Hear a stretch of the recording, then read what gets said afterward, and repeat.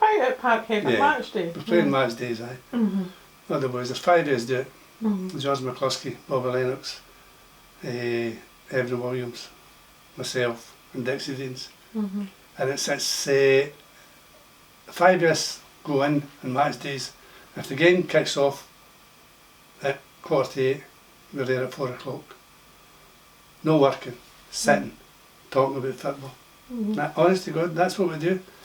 And if it's early morning, we do that as well. We go in early, 9:30, 10 o'clock, we have a blather, a chat, go into the boardroom, chat with the punters then, and then go round the tables in the restaurants. We've been doing it for 16 years now. Bravo.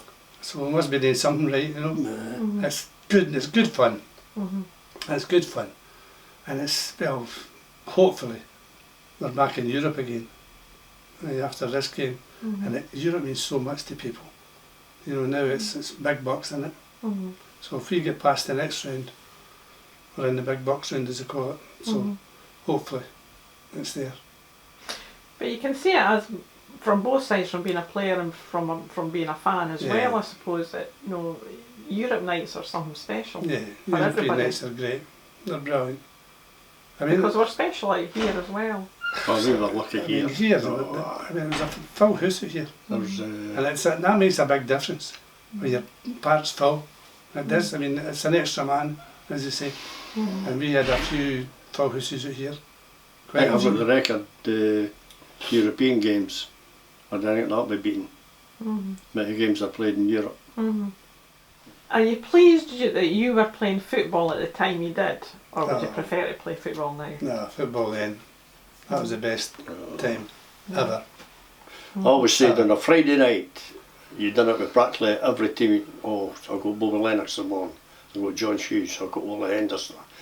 Okay, I'll just do the usual with him, blah blah blah. You can't when you come up to right away, and you can't when you hit them, they bounce back up at you.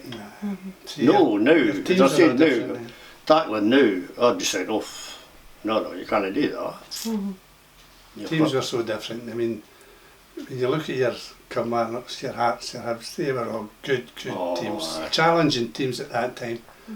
I mean, you didn't have the top 6 and the bottom 6. I mean, that's right. If you were in relegation, you were battling for it, you know. I mean, there was none of this.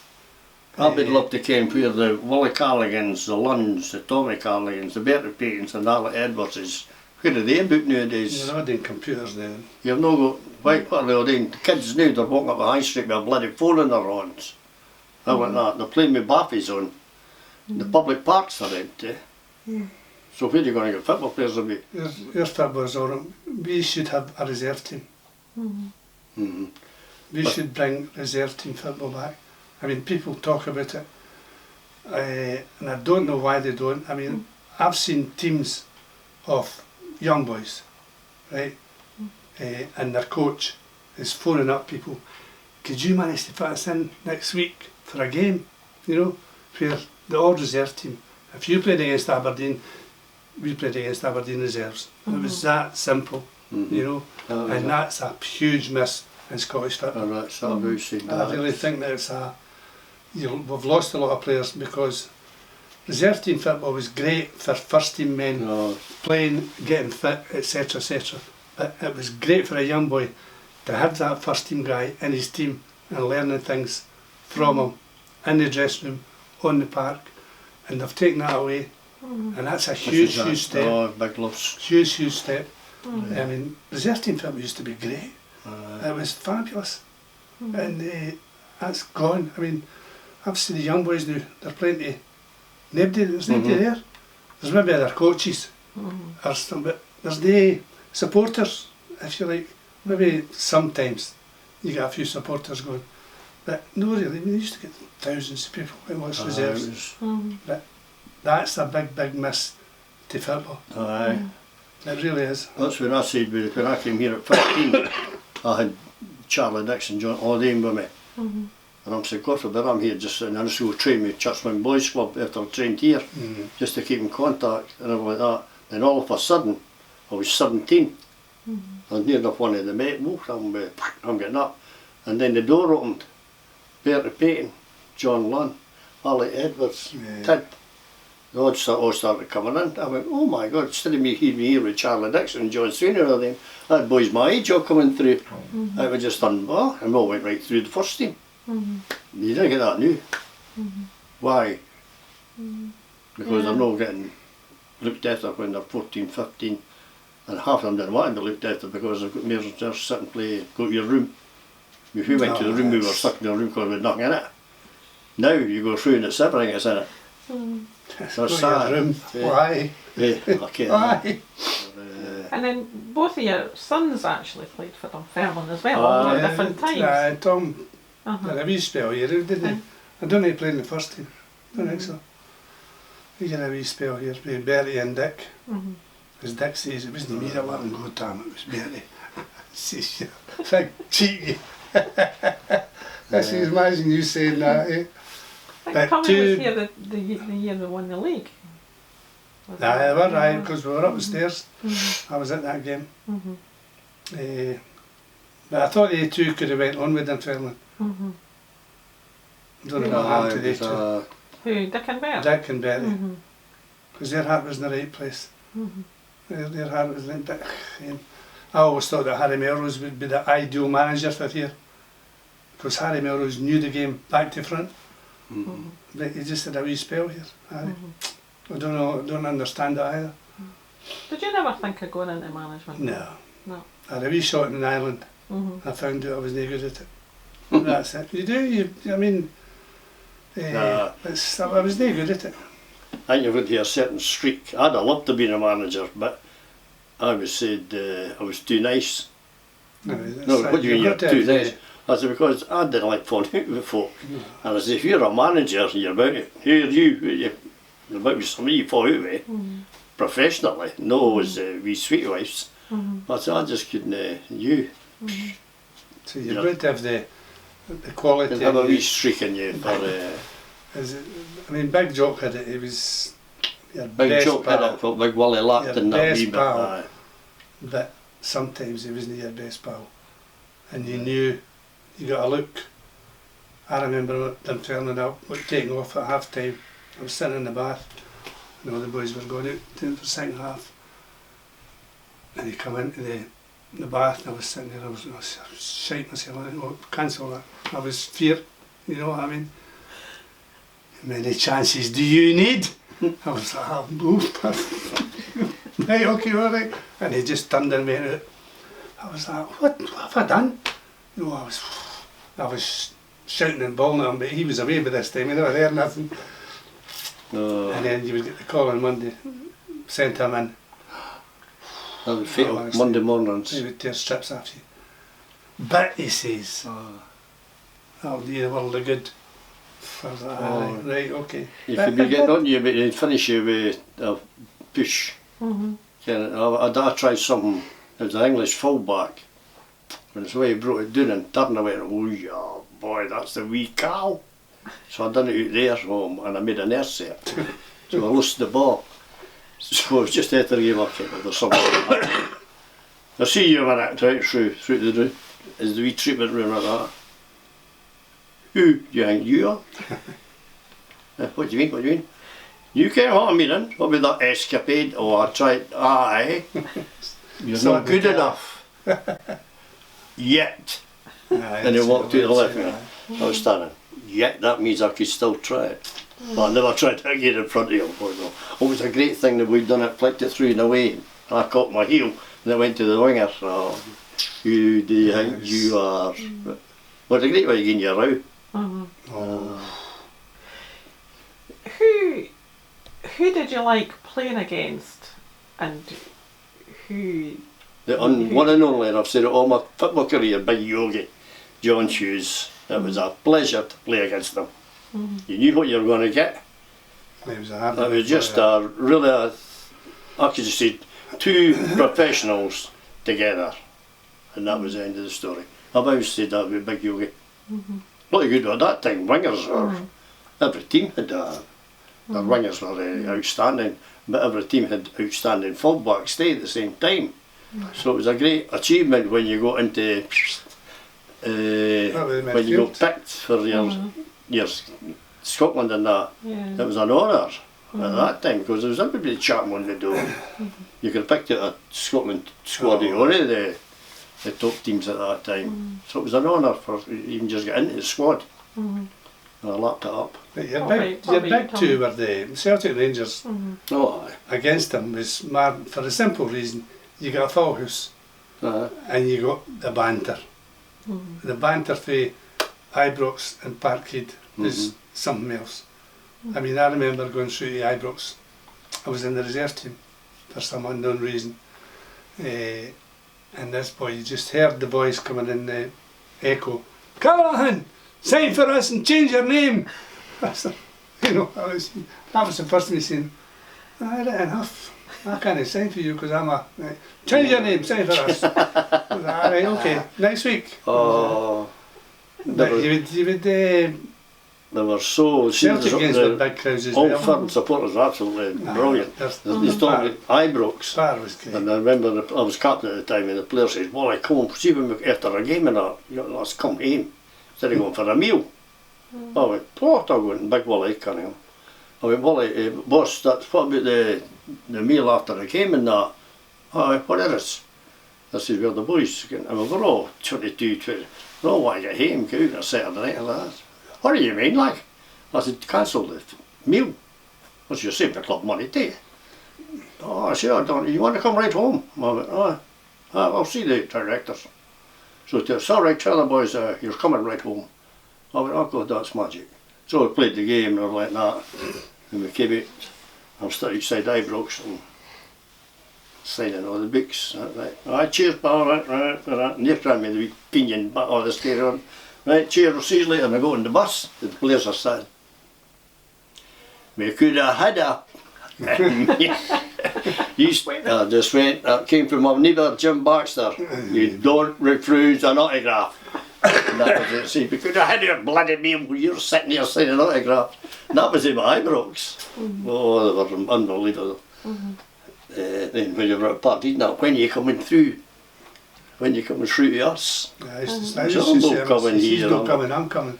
I'm going to be first. "Shine, you didn't go to Parkhead." I said, "They couldn't afford me." I said, "You ever heard of Danny McGrain?" "Oh, that's why I didn't go to Parkhead. But Danny McGrain was coming through for a big joke." It was, well, the supporters are brilliant. You've got the honour of being the only player that Jock Stein signed twice. Well, tell me, the man had good taste. I keep saying that to people. He had great taste. I never knew that until that's a recent thing actually. You know, and when you think about it, well, it's true, right? But the first time he signed me was it was a Sunday, and some people say you couldn't sign people on a Sunday. It wasn't allowed. But he come to my house, and I was in the house with Mick Judge, who was here, and it was just as straightforward as that. I'm going to play for the team that my brother's playing me. So I just signed, Big Jock went away, gave me £20 to buy a blazer. That was my signing on fee, 20 quid to buy my blazer. I was delighted. My mum and dad were at Edinburgh that day, and they come back, and there was a chap come to the door. It was a boy called Baker Bryn, from down south, right? And he wanted to take me down south. And I says, "I know where to go." And he says, "Listen to him, listen to what the boy's got to say." So he's telling me all about this, we'll do this, we'll do that, we'll look after your mum and dad, they were right, they can come down and see you and all the rest of the stuff. I said, "I don't want to go." My dad's like that. "Well, you bloody well listen to him." I said, "No, I'm listening, but this boy was going to do wonders for me, wonders." And he says, "Are you sure now?" I says, "I'm sure. This went on for ages." I says, I'm not coming, I'm happy, I'm no way to go." So the boy went away, my dad's like, "What the bloody hell are you all about?" I says, "I signed for Dunfermline this morning. I didn't want to tell you in front of him." It's like, "Oh!" It was great. This player's that. Trying to tell him, "Shut up, go away," you know. He was a nice guy as well. Baker Bryn. I kept meeting him for 10 o'clock, round at that. She come in and I was sitting on cheer. "What's the story here?" "Jock, was it?" I said, Jock what?" "Jock Stein." He's out for, we're not Brockley. Wasn't Juxtine teetotaler. He came out for a bled, that's kind of thing Juxtine done. You can't He just say had a blether. Say And it I about don't right. mind coming in on the Monday morning, tell him. Chap the door. Come in. Oh, what's up, wee man? I said, Corporate, thanks what you done for my dad. Stunk a day with you, go wait the training. And he just walked out the door. How did you get close to that man? That was what I used to do. And then when you're out in the park and you'd come in and go, honey, your mum and dad's different class, eh? It's just Nah, it buggers, was no like- it real. was like that. In some ways they treat you was unbelievable. Oh, brilliant. Oh. He knew It was all everything good. about you. Everything. Oh. Nothing went past him. Nothing. He used to say this, I can hear the grass growing. And we used to say, we know you can hear the grass growing. Because they've all been found out. Oh, it was frightening. Because you both played well at Ferguson as well. Yeah, Fergie was well saying. Yeah. Who? The elbows. Well, Fergie. Well, Fergie used to stay with us. Used to love my mum and dad. Oh, Aye, it was dear. good to my mum and dad as well. Oh, I love my mum and dad. Used to stay overnight. Instead of going home to Glasgow and that. League Stay Cup with games the car, Wednesday right? night. He was a boy and a half. Oh. Good player. Underrated. Worst thing he did was leave Dunfermline. Aye. He was He went a out top, the game. top man here. And they treated him terribly. I'm sure that trip took it out in Fergie too, because when I Ibrox had done that. He didn't do That anything, wasn't his and that fault. wasn't like Fergie. He got He always got cup involved. final. Big Billy's cup final. Headed it and Billy was there and Fergie was there. And they said that's why they got rid of him. But there was more stories to that. More stories. But When He- you played with him, did you think that he would be a manager? You're I saying don't that you're saying that Bear it was very I be on the coach, picked but- Bertie. but- I never. did Alex I Ferguson didn't. I look at thought Fergie would have been a great reporter it was because he always had an opinion of something. oh, He always had something to say extra to what we would just say blah blah blah. He would have a step and we go further in there, but your he story. was always and that. right. And he, aye, he was I mean, he always. was very seldom he was wrong. He was always right. He was a but for good the lad. goals, what he done, no. I'm just saying Fergie, no. But he fairly done it, and it was just Fergie. It wasn't any acting. How he handled, as Aye. you were saying, millionaire players, you know, that's got to be difficult. I mean, if you're a millionaire, you say, who are you talking to? But see, if you didn't do the business, you were at the front door. And he did, he did it. Oh, But, aye. what he achieved, to being the wee boy he was when he was here, You can't take it away from him what he done. no, he's a tremendous Willie. guy. He's a bit What of a he list. did. I mean, he Willie. was tremendous here, goal scorer, Oh, supreme. aye, had a- But he was just here at the right time too. Alex Smith went through there as well. Uh, I mean, they ended up playing Alex Smith at centre forward. Sheesh. it's- both of those players, they were big money Yeah. transfers, and neither of them really were successful as you would have thought. As going me, to you mean? Rangers. See, it's the people in the other Did, countries did want you to not hear think this. that that would the same happen to you at Celtic? No. Once I got over the difficult time, I was fine. I'm not saying that. When I signed the Celtic were so confident, the bunch of boys were so confident that they weren't going to get beat. And that what I was that's great to that. But eventually you did turn into one of them. And once you were in the first team, I mean they days if you were in the first team you played well, you were playing the next week. The only time you got put out if you were hurt, you got injured. So nobody got injured, you wanted to play the next week. But no, once you got into the swing of things, it was good, great feeling, great feeling. I mean, I used to kid people on and say, I don't know where I'm playing this week. I said, I'm doing it, or is it? what cup final is it again? Just taking the mickey, you know what I mean? I used to phone them up and say, I'm going to Hampden tomorrow. Oh, I said, I'm playing the final. Another final. But no, we can laugh about it, but that's, you've got to laugh about it, Yeah. you know. But when you both left here, was it? You're saying that it wasn't the same then, playing with George Farmer as a manager then. So was it a case of you wanted to leave then and you were unhappy? I was actually desperate to get away from here. I just felt. Well, the two of us has to be at the same time. Right. I mean, I always remember that picture in the paper with the two of us putting the letters through the post box. How stupid can that be, you know? That's right, yeah. Dumb and Dumber. Well, I minded that. I minded that. That was. But it was. I think it was one of them. He can go. I forgot about that. He's not going. Right. So I was like, thanks very much. But no, it was a. I mean, I had such a good time with Dunfermline. 6 great years, tremendous years, tremendous teammates as well. It was. I mean, I don't think we had a bad season. Ever. Ever. The 14 years I was here, and I just felt I'm a waste of space in this club after all these years. I felt, and the phone call for wee Harry just made me an absolutely different person. Come down and I said, Berwick, my dad went, what? He was the first man I was went to. Berwick? I said, Dad, it's not that far away. And Ian Lister and Bert, they were doing it at Berwick at the time. I went, it's a challenge for my dad. Well, see what happens when you go. So I went out to Edinburgh and met Harry. And just, I'm desperate for you. Well, what? I'm desperate for you, come down and give me a hand. You'll be captain. Oh, I'll see Big Tam Davison. No, you need to see Big Tam. I'll tell Big Tam you'll be coming. I said, well, signed you. No, Tam Davison kens you're coming. You'll be the captain of the club.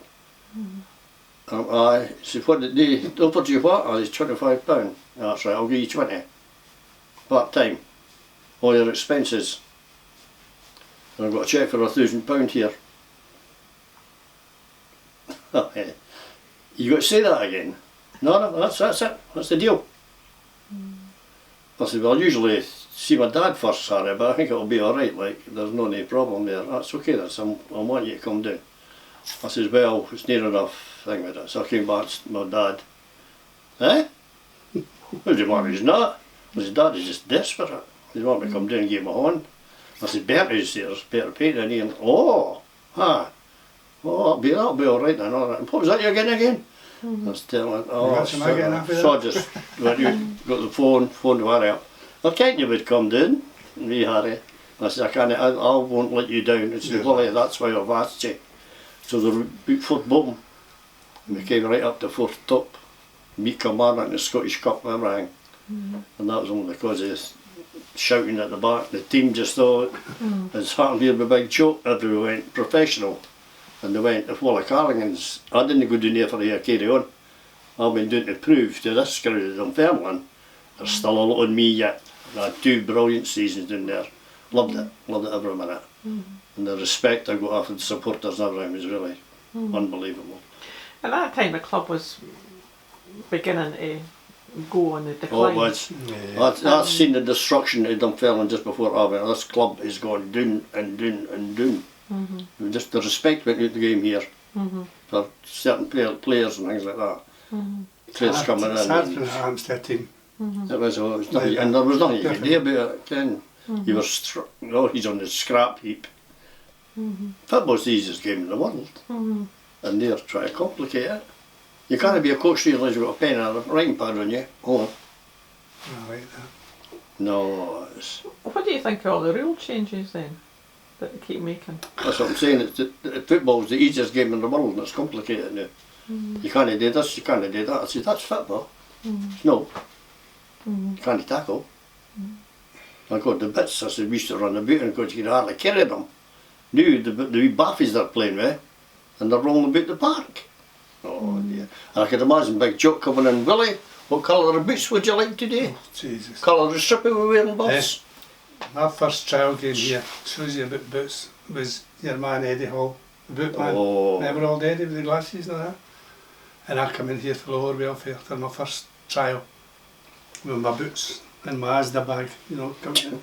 And I had my black and white Adidas moulded soles, and it was raining like a banshee, honest to God. And he says, where'd you go with him, son? I said, that's my boots, Eddie, for the night. Nay. He went away back and he gave me a pair of Jim McLean's old boots, I'm not kidding you. They were up to there. They were like wellies. The big bits. How was that? Oh. You like, just spit them on. I tell you, see, when I got them on, they were great. Oh. Great. You had about 11 feet of string for the time you're going to run your bit. That was my introduction. And they're all bits of that. And the time you walked in the Studs. park, you know. Oh, it was just. Then It was we just got the new bits, well, the kind of new bits, the lighter ones. Oh my God, Barfies. We had to walk to the park to Barrowfield, which is it's no far. It's no far. Takes about maybe 10 minutes a stroll. So everybody's out. Right, go on. Right, we'll go a ball each. Right, we're all me, Dixie's talking to me, Jimmy and Bobby and all that. This lorry's coming. Me, Jimmy grabbed Dixie's ball and kicked it into this van. And the van's away. God forbid. So we're all moved into Barrowfield. We all got a ball. And Dixie's still got one. Big what's that? Where's your ball? He says, you're not going to believe this, is he? He's swine, he says, kicked it in the bus, it's away, didn't he? See, yeah, you, come here, yeah, give him your ball. You, get back to the park and get a ball. Oh, great story, great story. Dear. The Fall Street, he's Jimmy's like that, looking at it and kicked it into the butt. Unbelievable. Characters at that time, eh? It was just, Dixie was happy. everybody had characters in their team. Dixie's so funny. We had one close season, honest to God. We all come back in the first day of training. We were all the same. Me, Dixie had a moustache. We didn't hear. It was the in thing, big jokes to hate them. You get that moustache, get out of your face. I said, no wrong with it, boss. They said, yeah. So this season they come in and they're saying something different about him. You know, it's just a big joke walked in, they went, oh, you're a smart wee shite, you, aren't you? I said, what is it? He says, taking half of it off, he took half of it off Oh dear. and left it at half on. I'm not kidding you, Oh, my we dear. were wetting ourselves. Oh, dear. You wee shite. I says, who would leave half their moustache on? I says, that was brilliant. First day back for training. Brilliant. I says, I just thought I'd do something different. That's it. There's always something happens in the dressing room. Unbelievable. Dressing room's a great place. It should be. Aye, It should be. yeah. I remember my joke Guinness, a big right team talk. And I was just 18, just into the team, and talking around about the game and that. And me, Tom and McDonald, we were all standing in the dressing room. That dream. Tommy was standing at the door and that, and big joke getting hammered, we'll get this done and all that. Me, Tom rattled on the door. Who's at the door? He put the door open, there was nobody there. And it was me, because we all just fell at the kites, me, Tom had chapped on the door to interrupt his speech. Oh, well, but he was lost. Big joke. Looking about, who that? Ah, look at that. And we were just listening. We were trying to say, if one of us start laughing, that'll be it. Oh. We couldn't let her laughing. And I went and just banged the door and went away, and then we all went, oh, damn, what the... And it was a right speech, big joke was giving us for this game. Right into it and that, and we Tom just chapped in the That was a door. funny man. Oh, but these are things that happened on these elderly boys, they can't never get away with it. We would never try to do anything like that, we'd make a mess of it. But it was always a thing that made the dressing room. Dressing room was a great Yeah, place. it was professional. Okay. I keep saying that. That was a long time before I got into that first team dressing room. A long time. Me and John Lunn, Oh, we used to strip, as they called it, Another the room. reserve team dressing room. Right. We never got into that one for ages. They'll say, we're in the first team, we can't get in there. It's alright, it's alright. Right. It took us ages before the two of us got in there. Ages. Anyway, thanks very much for your hospitality. Thank you always very nice to much. talk, It was yeah. nice, thanks. If you go all night, yeah? All day, all night, it's...